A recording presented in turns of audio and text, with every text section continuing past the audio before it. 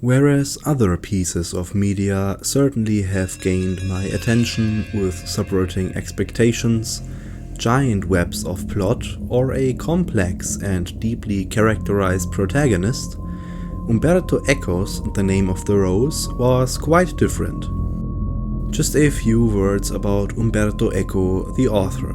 As an Italian philosopher and writer who seemed to have read more than every other human being on this earth, his interest in mystery stories was definitely limited. He said if he ever created a story like that, it would be set in a medieval abbey with lots of secrets. And well, eventually we ended up with this. Mysticism and atmosphere, that was what held and kept my interest. Which is why, in this video, I will give a general synopsis and overview of Eco's masterwork to unveil the great mystery of what makes it so great. Oh, and one small thing, I will show clips from either the movie or the TV show because it will make the video more visually pleasing for you. So strap in as we explore this vast piece of literature and have a look behind the mystery. The two main characters of the novel are firstly the English monk William of Baskerville, who belongs with the Order of the Franciscans. Yet the interesting thing about him is that he's a very famous intellectual logician. He puts the philosophical ideas from ancient Greek over theology and his belief in God. The monk gives this very rational worldview and values to his scribe and disciple, the German Benedictine novice Ezzo of Melk. What's so fascinating about him is that he is essentially the master of this story. As an old monk, he writes The Name of the Rose from his perspective, yet not with great pleasure. At the end of the novel, he is down on his knees and broken, suffering under his theological duty. In other words, does God exist? And because of this dilemma, the final words of the book, experienced from Ezzo's perspective, hit even harder. It is cold in the scriptorium. My thumb aches. I leave this manuscript. I do not know for whom. I no longer know what it is about. This part, to me, speaks of the transience of time, of not knowing whether everything you do and have done in life ever had any meaning, creating a stark contrast to the divine purpose that surrounds the whole book. The nihilism is excruciatingly striking. To return to the actual plot of the movie, there are, apart from the main duo, two more important characters. One of them, the murderous and god-fanatical antagonist, Jorge of Burgos, a strict figure and the second oldest monk in the whole abbey. As such, the monk knows the abbey and its hidden secrets and passageways particularly well, which is even more impressive because of his blindness, a kind of dragon in his lair, protecting his abbey at all costs. Meanwhile, one other character should be mentioned because of his importance regarding the church and its capitalist structure, the cellarer Remigio of Varagine. This monk has a rather dark past, once being a follower of the extremist Fra Dolcino, who wanted the church to regard the poorer people of society as well. His belief in Dolcino's ideals never really vanished. With all the main and important characters being introduced now, in the next part I will present the actual plot. The book starts with William and Ezzo visiting the old abbey during the 14th century. Their reasons for the visit are getting revealed now as the abbot speaks with them about the murder in the abbey that causes much distrust and sorrow between the monks. William was sent there to investigate. For 7 days they search for the murderer, which takes up the main chunk of the book, and which could be argued is also the narrated time, only 1 week. During this time, not only more and more murders are happening, but William and Ezzo also investigate in the heart of the abbey, the Edificium, and its hidden library. Because of all the hidden books, almost no one is allowed to enter it, which is why they automatically link it to the murders. Something has happened there. Then, at one night during further investigation, Ezzo finds a girl from the village. Out of teen lust, they sleep with each other, and Ezzo, as a monk, feels terrible guilt. Because of the church knowing that Remigio of Varagine, a former follower of Fra Dolcino, hides himself in the abbey and the many murders, the delegation of the Pope arrives in the abbey to bring an end to both the murders and Remigio.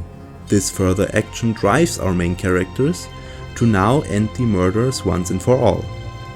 Going into the library once more, they discover the old and blind monk Jorge of Burgos as the true antagonist and murderer, a fanatic who only wanted to recreate the 7 days of the apocalypse and await the coming of the Antichrist. During the fight between them, Jorge sets the whole library on fire, and the monks first wanted to desperately extinguish the fire. But the flames first consume the library, then the Aedificium, and eventually the whole abbey. William and Ezzo can flee and, from a distance, watch this apocalypse in a dramatic climax. Jorge, in another sense, has pretty much won.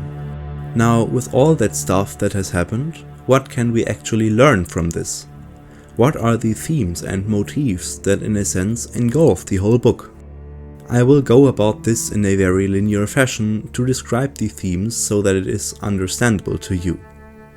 Even as the plot starts, we get an interesting look into William's worldview. Although he is a person who has devoted himself to Christianity, his obsession with logic and reason is shown to us. Logic, indeed, is a concept that stems from the old Greeks, and so it is a very unusual circumstance for a kind of free philosopher and logician to be surrounded by devout Christians, who are strongly influenced by determinism and other theological aspects. In contrast to logic and reason, this strong belief in something celestial and a kind of purpose in life is manifested quite interestingly in the antagonist Jorge of Burgos. The free mind who is not bound to any higher existence, the logician and thinker against the devout man who believes that life is controlled by a mighty deity. The sleeping with a girl from the village and the reflection thereafter is an interesting example of Eco implementing another key theme into his work, sexism. For the world in the year 13 AC, it is not unusual that women are lesser beings than men. The whole abbey is dominated by men, women merely must stay at home and cook for their husbands. Yet as Eco then lets Ezzo think about women in society, the author wants you to think about one group of extremists in this novel, the supporters of Fra Dolcino and their holding of women in dignity. The party who is being treated as evil in the abbey is only another political side, fighting for balance and justice. Which brings us to the next theme, the church and its capitalist structure. Was Jesus poor? That is the main question of an interesting argument raging in the last third of the book. Regarding this topic, we have two opposing parties, the men of the Pope and the old follower of Fra Dolcino, Remigio of Varagine. A quite interesting conversation emerges, taking up a huge chunk of the chapter, climaxing in Varagine's death after one last fanatic stance. With all the historical flashbacks and conflicts that this book so masterfully puts together, you might think that there must be dozens of plotlines, but actually quite the opposite is the case. The book was written in a sense by Ezzo himself and therefore has only one plotline. Yet this non-linear fashion of Eco's work definitely sticks out. Dozens and dozens of historical explanations about Dolcino or old philosophers certainly exist, sometimes giving the book almost the character of a non-fiction work about historical events. Yet overall, Eco still finds balance between heavy and kind of dry excursions and tension-filled scenes. And now to maybe the most interesting point of this whole essay, the place that engulfs the characters and creates a certain ambience, Now, you could maybe call the setting used kind of idealized or overly stylized, but I think that a nebulous medieval abbey on a mountain is exactly the right mood that Eco has to create here. Without this gracefulness and feeling of mystique, this roundabout 600-page long book wouldn't be nearly as interesting. And the perhaps most dangerous place in the whole book, the Aedificium, a labyrinthic library, which still adds to this feeling of mystique, would feel out of place. If we examine the heart of the abbey further, we can detect not only the previously mentioned mystique and sublime nature, but also a feeling of menace and creepiness, like someone is lurking in the shadows trying to get our protagonist sooner or later. With all of these characteristics and different aesthetical elements, you could even determine the abbey itself as a character. To come to a final conclusion, I think that Eco's work can be a great source for people to learn something about medieval culture and philosophy, but also to experience a kind of modern mystery story, like Sherlock Holmes or Poe's short story, The Murders in the Rue Morgue. Yet one question still remains. What does the title, The Name of the Rose, actually imply? What does it mean? Because Eco left his title free to interpretation, you can decide that for yourself.